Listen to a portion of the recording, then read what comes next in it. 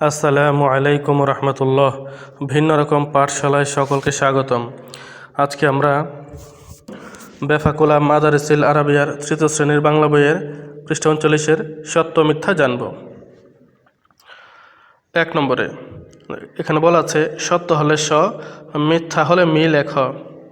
1 নম্বরে বলা আছে দিন দুঃখীর জন্য সর্বদাই তার প্রাণ কাঁদত। দিন দুঃখীর জন্য সর্বদাই তার প্রাণ কাঁদত। এটা সত্য নাকি মিথ্যা? এটা সত্য।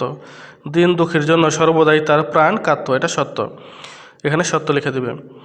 এটা তোমরা খাতার মধ্যে 1, 2, 3 নাম্বার লিখে শুধু পাশে সত্য মিথ্যা লিখলে হবে, পুরো বাক্য লেখার দরকার নেই। 2 নম্বর অতিথি সেবাকে তিনি প্রধান কর্তব্য কাজ বলে মনে করতেন না।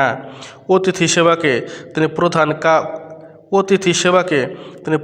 কর্তব্য কাজ বলে মনে করতেন না। এটা হবে মিথ্যা।